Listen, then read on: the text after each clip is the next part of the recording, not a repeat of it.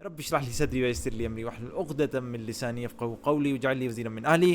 قرآن کا ایک اور بہت خوبصورت لغوی معجزہ 3 آیات کے درمیان تقابل ہے۔ پہلے سورہ آل عمران سورہ نمبر 3 آیت نمبر 191۔ اس میں اللہ سبحانہ وتعالیٰ فرماتے ہیں اعوذ باللہ من الشیطان الرجیم، ترجمہ جو اللہ تعالیٰ کا ذکر کھڑے اور بیٹھے اور اپنی کروٹوں پر لیٹے ہوئے کرتے ہیں۔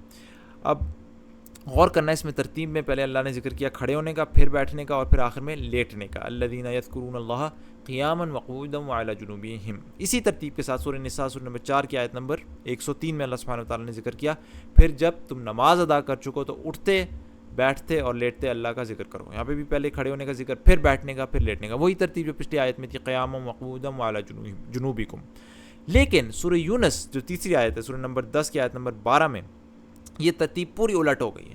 اس میں اللہ سبحانہ وتعالیٰ کیا کہتے ہیں، اور جب انسان کو کوئی تکلیف پہنچی ہے تو وہ ہم کو پکارتا ہے لیٹے بھی، بیٹھے بھی اور کھڑے ہوئے بھی۔ یہاں پہ ترتیب الٹ ہو گئی، یہاں پہ پہلے لیٹنے کا ذکر، پھر بیٹھنے کا، اور پھر آخر میں کھڑے ہونے کا ذکر۔ تو اس کی خوبصورتی کیا ہم سیاق و سباق میں دیکھتے ہیں۔ سورہ آل عمران کس چیز کے سیاق و سباق میں تھی؟ اگر آپ پچھلی آیت دیکھیں آیت نمبر 190، سیاق و سباق کیا تھا؟ آسمان اور زمین کی پیدائش میں، دن رات کی ہیر پھیر میں یقیناً عقل مندوں کے لیے نشانی ہے جو اللہ تعالیٰ کا ذکر کھڑے بیٹھے اور اپنی کروٹوں پر۔ سبحان اللہ، یہاں پہ ذکر ہے آسمان اور زمین کی نشانیاں دیکھنا۔ ظاہری بات ہے انسان چل پھر کر، گھر میں لیٹے ہوئے تو نہیں دیکھتا ہے، چل پھر کر زمین پہ سفر کر کے اللہ تعالیٰ کی زمین آسمان کی نشانیاں دیکھتا ہے، اور پھر دن رات کا آنا جانا، دن رات کا ہیر پھیر۔ یہاں پہ بھی حرکت کا ذکر ہے تو زیادہ مناسب تھا، حرکت کھڑے ہونے سے زیادہ مناسبت رکھتی ہے، لہٰذا زیادہ مناسب تھا پہلے کھڑے ہونے کا ذکر ہو، پھر بیٹھنے کا، اور پھر آخر میں لیٹنے کا۔ سبحان اللہ۔ سورہ نساء میں بھی یہی بات ہے، سورہ نساء میں جنگ کی بات ہو رہی ہے، اور جنگ میں، حالت جنگ میں کیا ہوتا ہے، انسان جو ہے وہ ظاہری بات ہے لیٹا ہوا تو نہیں نہ ہوتا، الرٹ ہوتا ہے۔ اس لیے پچھلی آیت میں کیا فرمایا، جب تم ان میں ہو اور ان کے لیے نماز کھڑی کرو تو چاہیے کہ ایک جماعت تمہارے ساتھ اپنے ہتھیار لیے کھڑی ہو۔ سبحان اللہ، یہاں پہ کھڑے ہونے کا ذکر ہے۔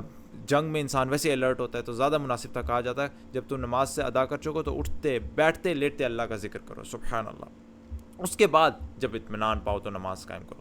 تو سبحان اللہ، یہاں پہ بھی اٹھنے کا زیادہ مناسب تھا، پہلے کھڑے ہونے کا ذکر کیا جاتا تھا کیونکہ حالت جنگ ہے۔ آخر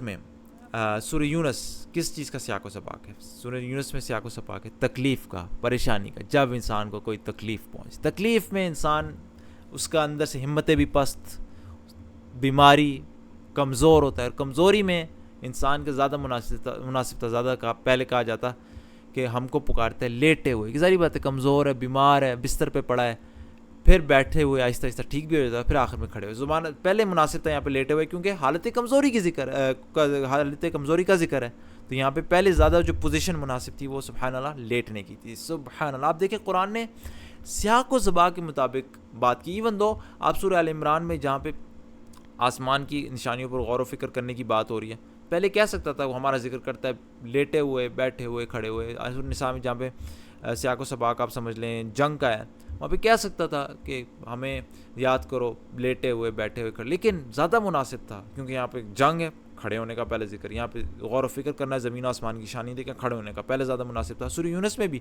کہہ سکتا تھا اللہ سبحانہ وتعالیٰ الٹ کر کے کہ ہمیں پکارتا ہے کھڑے بیٹھے لیٹے، لیکن زیادہ مناسب تھا کیونکہ کمزوری کا ذکر ہے، تکلیف کا ذکر ہے، پہلے کہے کہ لیٹے ہوئے، پھر بیٹھے، پھر کھڑے۔ سبحان اللہ۔ ہر ترتیب اپنے سیاق و سباق کے عین مطابق، اور یہ ایک مثال ہے قرآن کی ان تمام مثالوں میں جو یہ ثابت کرتی ہیں قرآن یہ کلام کوئی عام کلام نہیں، کوئی الل ٹپ کسی نے لکھ نہیں دیا، بلکہ ایک انتہائی ایک سپر نیچرل بینگ کی طرف سے جس نے ایک ایک لفظ، یعنی جس کو کہتے ہیں نا بالکل ٹھیک اپنی جگہ رکھا۔ تو اللہ تعالیٰ میں یقین ہے قرآن پر یہ کہ اللہ کا کلام ہے۔ سبحانک اللہم و بحمدک اشہد ان لا الہ الا انت استغفرک و اتوب الیک۔